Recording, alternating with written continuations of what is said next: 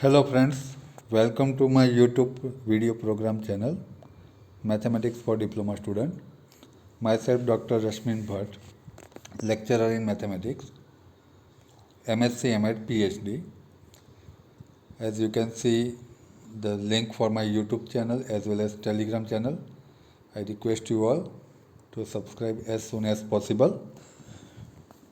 Okay, let us start. જેમ મેં પહેલાં કહ્યું હતું કે આપણે ગુજરાતી અંગ્રેજી બંનેમાં વાત કરીશું. આપે જો વિડીયો લેક્ચર નંબર 1 ન જોયો હોય યુનિટ 1 માટેનો એ આપને યુટ્યુબ ચેનલમાં અને ટેલિગ્રામ ચેનલમાં દેખાશે જ. સબસ્ક્રાઈબ કરો અને લાઈક કરો. યુ કેન સી આ ચર્ચા આપણે ઓલરેડી કરી ચૂક્યા છીએ. We have already discuss about this that solve simple problems of determinant up to order 3x3, explain graphically the given function, solve the simple problems using concepts of logarithm. And our topic subtopic 1.1 determinant જે આપણે already lecture number 1માં ચર્ચામાં લઈ ચૂક્યા છીએ. 1.2 functions and simple examples, 1.3 logarithm જે આપણે જોવાના છીએ, and 1.4 that is loss of logarithm. This unit is a combination of 3 subtopics, namely determinants, functions and logarithm. આખું યુનિટ 3 ભાગમાં વહેંચાઈ જાય છે. પહેલો ભાગ ડિટર્મિનન્ટ એટલે કે નિશ્ચાયક, ફંક્શન્સ એટલે કે વિધેય અને લોગેરિધમ એટલે કે લઘુગણક. આ પણ આપણે ચર્ચા કરી ચૂક્યા છીએ કે જે આપનું જીટીઓનું પેપર હશે એમાં આના ટોટલ 16 માર્ક્સ રહેશે અને આપની કોલેજમાં આના લેક્ચર્સ ટોટલ 9 રહેશે પહેલા યુનિટના. So I welcome you all lecture number 2 જેમાં આપણો મુખ્ય ડિસ્કશનનો પાર્ટ છે ફંક્શન્સ અને એના related examples, respective examples. Let functions એટલે શું? મેથેમેટિકલી તો ડેફિનેશન તમે સ્ક્રીન ઉપર જોઈ જ રહ્યા છો, પણ હું યુઝ્યુઅલ લેંગ્વેજમાં પણ એની ડેફિનેશન આપવા માગીશ. ફંક્શન્સ એટલે કે વિધેય.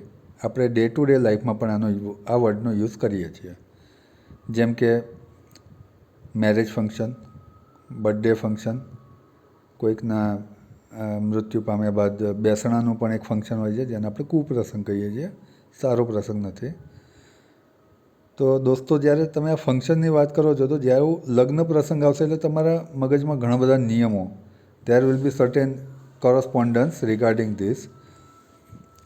જેમ કે ભાઈ લગ્ન પ્રસંગમાં આપણે જઈએ તો લગ્ન પ્રસંગમાં કઈ રીતના કપડાં પહેરવા, કઈ રીતે તૈયાર થવું, આ બધું તમે એક રૂલ વાઇઝ ડિફાઇન કરો છો અને એને એસોસિએટ કરો છો અને કોરસ્પોન્ડ કરો છો. સેમ વે મેથ્સમાં પણ late A and B be two non-empty sets if every element of set A is related to unique element of set B under some rule or correspondence or relation, then such a relation is called function from A to B.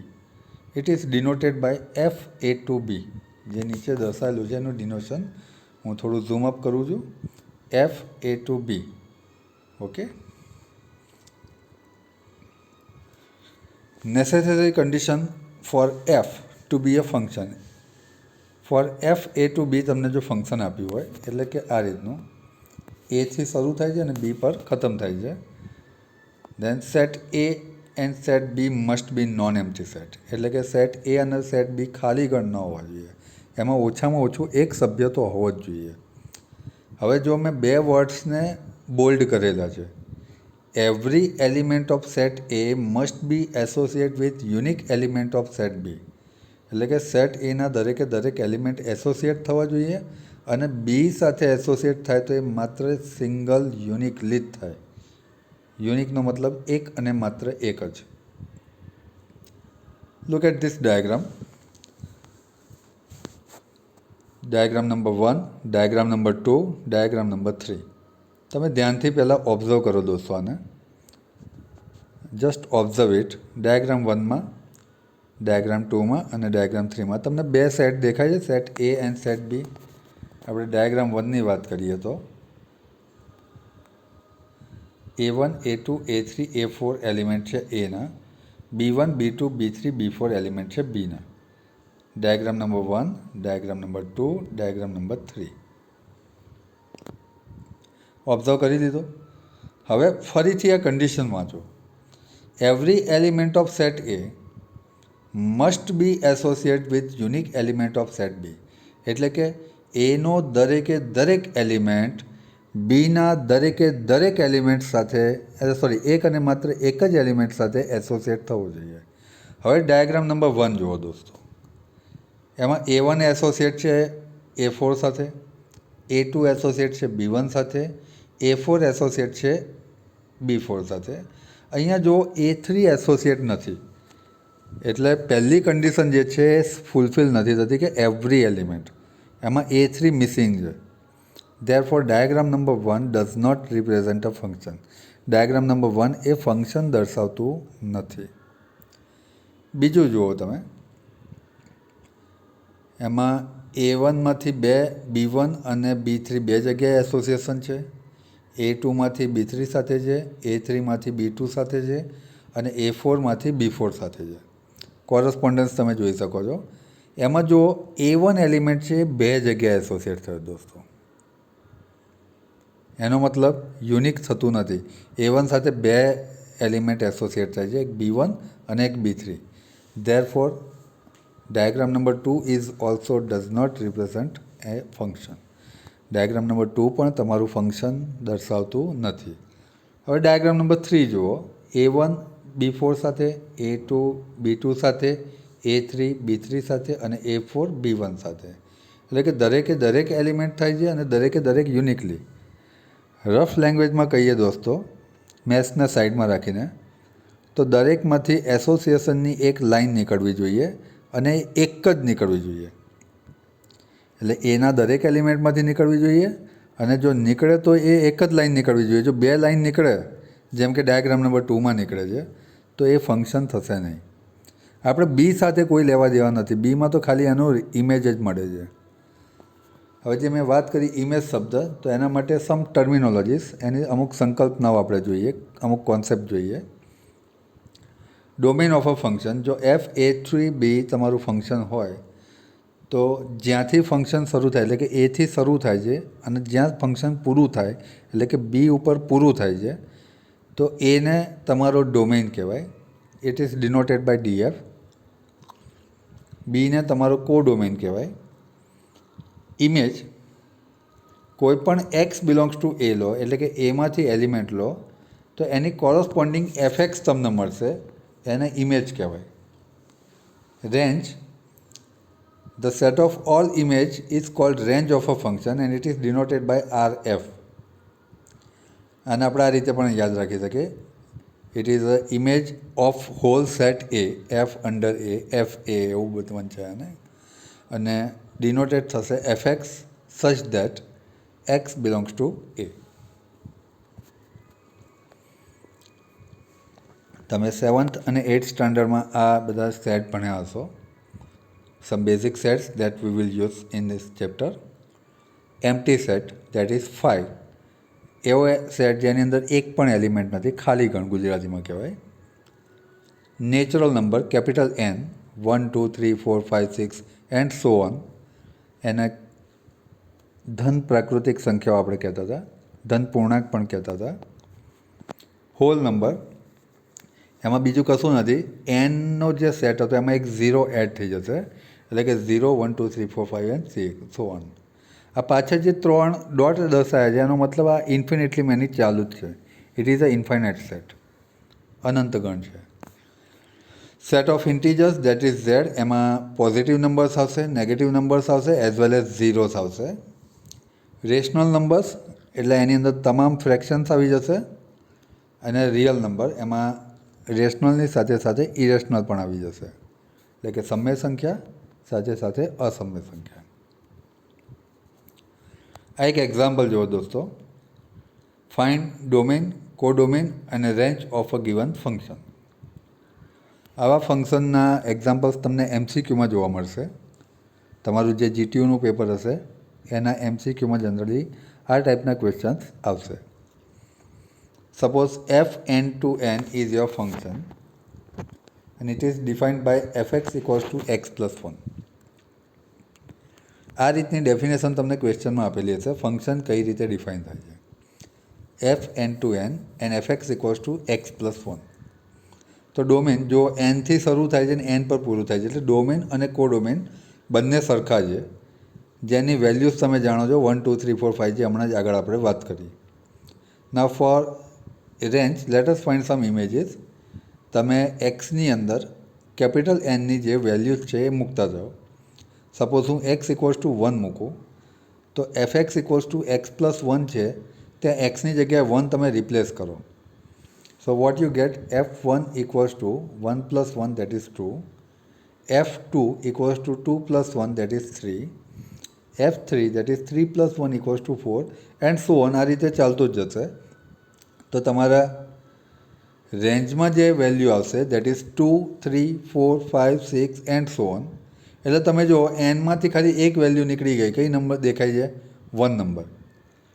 તો આ સેટને તમે આ રીતે પણ લખી શકો, n-1. બીજો એક example, F N to Z F X equals to -1 raise to X, એટલે કે -1ની એક્સ ઘાત. ડોમેન તમારો એન છે, 1 2 3 and so on. Co domain તમારો ઝેડ છે, જેમાં 0 1 2 3 0 -1 -2, એટલે કે પોઝિટિવ નેગેટિવ બધા જ નંબર્સ છે. તમે જો 1 મૂકો એટલે કે -1ની 1 પાવર, તો આન્સર -1 આવશે. 2 મૂકશો તો -1ની 2 પાવર, એટલે કે -1 multiplied to -1, that is again +1. 3 મૂકશો તો -1ની 3 પાવર -1 આવશે. 4 મૂકશો તો પાછું +1 આવશે. 5 મૂકશો તો -1. 6 મૂકશો તો +1. ઇન જનરલ તમે જો ઓડ નંબર લેશો તો આન્સર -1 આવશે, અને જો ઇવન નંબર લેશો તો આન્સર +1 આવશે. એટલે કે આની અંદર રેન્જમાં બે જ પોસિબલ વેલ્યુ છે, -1 એન્ડ +1. આ બધા દોસ્તો જીટીયુમાં પૂછાયેલા એક્ઝામ્પલ્સ છે, જે પણ તમે આ સ્લાઇડમાં જોઈ રહ્યા છો. આ એક પ્રૂવ દેટના એક્ઝામ્પલ છે, as you can see on the screen. આ નોટ્સ તમને આવતીકાલે ટેલિગ્રામમાં મળી જશે. આજે આખી નોટ્સ જે મેં બનાવેલી છે આ ટેલિગ્રામ ચેનલ ઉપર આવતીકાલે ઉપલબ્ધ થઈ જશે. Suppose function F X equals to 1 - x upon 1 + x હોય, તો સાબિત કરો કે એફ એક્સ વત્તા એફ ઓફ 1/x ઇઝ 0. અને બીજું સાબિત કરવાનું છે F X into F of -x is 1. હવે દોસ્તો જો અહીંયા મેં એક હિન્ટ મારેલી છે, to find F of 1/x તમારે સિમ્પલી જે ઓરિજિનલ એક્સ હતો એને 1/xથી રિપ્લેસ કરવાનો છે. શબ્દોને ધ્યાનથી સાંભળજો દોસ્તો, જ્યાં એક્સ છે ત્યાં જ 1/x, બાકીના કોઈ જગ્યાએ કોઈ ચેન્જ કરવાનો નથી. એટલે કે કોન્સ્ટન્ટ વેલ્યુ તમારી જે સિમ્બોલ્સ હોય પ્લસ માઇનસ મલ્ટિપ્લિકેશન એમાં કોઈ ચેન્જ નહીં કરવાનો, ખાલી જ્યાં એક્સ દેખાય ત્યાં 1/x મૂકવાનો છે. તમે જુઓ એફ ઓફ 1/x મેં કેવી રીતે કર્યું છે. તમારું જે ઓરિજિનલ એફ એક્સ હતું 1 - x અપોન 1 + x, તો F of 1/x that is 1 - xની જગ્યાએ 1/x અને 1 + 1xની જગ્યાએ 1/x. એલસીએમ લીધો, x - 1/x, x + 1/x. Denominator ન્યુમિનેટર બંનેમાંથી એક એક્સ ઉડી જશે. So what is left, x - 1/x + 1. That is તમે એફ 1/xની વેલ્યુ x - 1/x + 1 આવું શોધ્યું. હવે આપણે એડિશન કરીએ, જે આપણે પ્રૂવ કરવાનું છે. શું પ્રૂવ કરવાનું હતું? F X plus F of 1/x.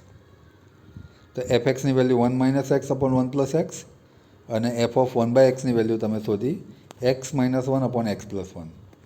Common LCM છે, એટલે કે x + 1 equals to 1 - x plus x - 1/x + 1.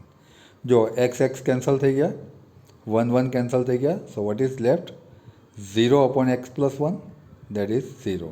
એટલે કે તમારો પહેલો પાર્ટ પૂરો થઈ ગયો. F X plus F of 1/x equals to 0.